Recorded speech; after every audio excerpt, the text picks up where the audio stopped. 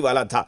कमलेश जी जो कह रहे हैं ठीक है, मैं उससे इत्तेफाक रखता हूं कि हाँ, ऐसा नहीं है कि एनकाउंटर होता है, पुलिस को यह अधिकार भी है कि जरूरत पड़ने पर आप करते हैं हाफ एनकाउंटर, लेकिन ऐसा नहीं है कि हर अपराधी को पकड़कर कोई गोली मारी जाती है। लेकिन अगर आपको टूरिस्ट को बुलाना है, अगर आपको इंडस्ट्रीज को यहां इनवाइट करना है, ले आना है, तो फिर कम से कम सरकार को इसी तरह का मैसेज देना पड़ेगा कि हम अपराधियों को लेकर इतने सख्त हैं कि जरूरत पड़ी तो अपराधियों को हम गोली मारने से भी नहीं चूकेंगे। भाई तभी तो टूरिस्ट या फिर इंडस्ट्रियलिस्ट जो हैं वो भरोसा करेंगे आप पर। बिल्कुल, देखिए यही अपराध नियंत्रण का सबसे बेहतरीन फॉर्मूला है कि हर एक अपराध को चुनौती के तौर पे लेना, उनके पीछे छिपे अपराधियों को पकड़ना और कानून सम्मत सजा दिलाना। अगर किसी कारण से अपराधी हिंसा की भाषा में बात करे तो उन्हें उसी भाषा में जवाब देना, यही स्मार्ट पुलिसिंग का एक तरीका हो सकता है। और हम समझते हैं कि इसी तरीका से पिछले कई वर्षों से बिहार की कानून व्यवस्था को बेहतर बनाया गया है। और सम्राट जी जो ही बोल रहे हैं वो इन्हीं भाषाओं को, इन्हीं तरीकों को वैलिडेट करने का इसीलिए मैंने कहा ना कि ऐसा नहीं होता है कि आप सीधे गोली चलाते हैं। पहले आप मुंह से बोलकर थोड़ा चुनौती तो देंगे ही।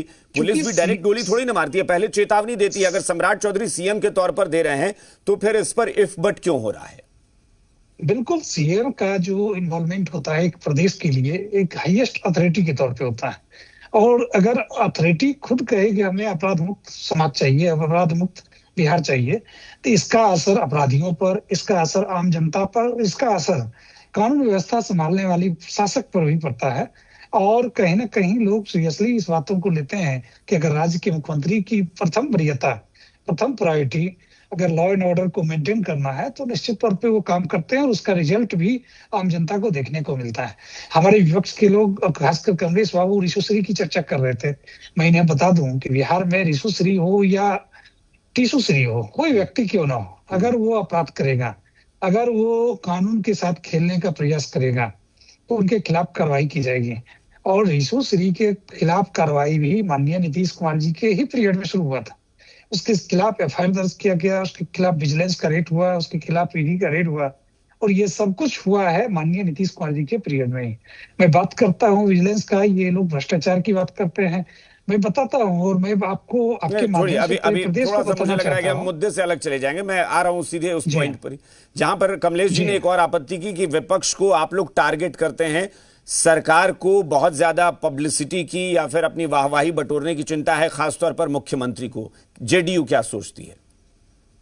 नहीं, जेडीयू एक स्मार्ट गवर्नेंस, जेडीयू एक सुशासन कह लीजिए, गुड गवर्नेंस पर भरोसा करती है। जेडीयू कानून का डर पैदा करना चाहती है। जेडीयू चाहती है कि प्रदेश का एक एक व्यक्ति निडर रहे, उसे इस बात का भय ना हो कि कोई अपराधी उसका बाल भी बांका कर सके। और जेडीयू इसी कारण से एक स्मार्ट पुलिसिंग, स्मार्ट गवर्नेंस का हमेशा से पैरोकारी की है। हमने व्यवस्था परिवर्तन पे ध्यान दिया है, हमने पुलिस के हाथों को मजबूत किया है, उनका मॉडर्नाइजेशन किया है। और हम आज भी मानते हैं कि अगर पुलिस प्रशासन चाह ले तो पूरे प्रदेश में अपराध की घटना कोई कर भी दे तो उसको आसानी से पकड़कर कानून सम्मत सजा दिलाई जा सकती है। और यही एकमात्र रास्ता है जिससे कि अपराध को मिनिमाइज किया जा सकता है। ठीक है, मैं एक बार कमलेश जी के पास चलता हूं। कमलेश जी, जिसका आप जिक्र कर रहे थे व्यक्तिवादी सोच को लेकर, मैंने डॉक्टर संजय से भी